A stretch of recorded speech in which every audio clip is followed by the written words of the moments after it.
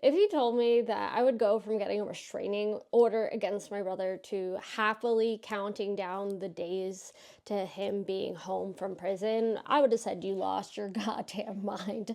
And if you're new here, hi, my name is Melissa. I'm an adoption educator, and my brother was also adopted from Colombia like me, but from a different biological family. Growing up, neither of us knew that we were adopted. We just knew that we were being raised in this immigrant Italian and Portuguese family in very different ways than the average kid in suburban New York was.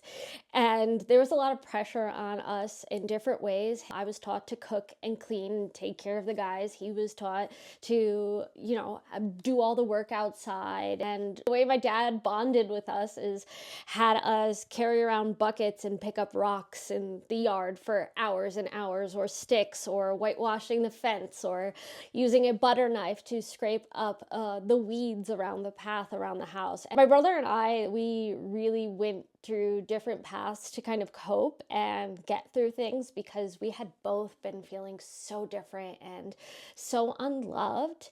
And it was devastating to see how it destroyed our relationship. Things just kept getting more and more difficult as he used drugs to cope. And I saw that escalating as a teenager. And sometimes in immigrant households, parents just push things aside. And it had gotten to the point where he was bringing friends over the house, and it was becoming increasingly more violent and dangerous. And I was pregnant with my first child, and there was an incident where we had to call the police, and the officer was just telling me that the only thing we could really do was get a restraining order. And at that point, I had tried everything I could think of, and I was terrified. I was going to be a new mom. This was going to be my first biological relative that I ever met. And at that point in time, our safety was a risk at that point, because when my brother is on substances, he's not my brother. He's a completely different person. That person is violent and mean and cruel.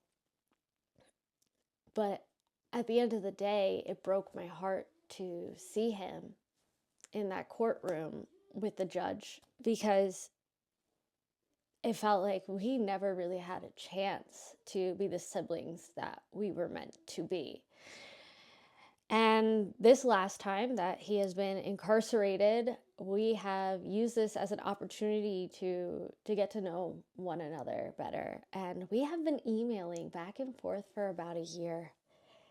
And it has been so healing and so wonderful to get to know him. In a lot of immigrant households, you're just told to work hard, and so we missed out on a lot of opportunities to really enjoy being siblings. But now things are changing, and we are working hard so our kids have the childhood that we dreamed of. And I am very happy to say that we have grown a lot closer, and he's going to be home in a little less than 2 months. And one of the first things that we're going to do is get him a 23andMe DNA test to see his breakdown of any health things that they could pick up, and also like his ancestry, because this is the first time he's really been exploring anything about his adoption. And I'm excited to help him through that path, because I've been doing this work now for like 6 years. So it feels really good that now I can help my brother. And just know that with enough time and enough help, sometimes relationships can heal. And I never would have imagined that we'd be at the place that we are today. And I hope this just brings somebody hope that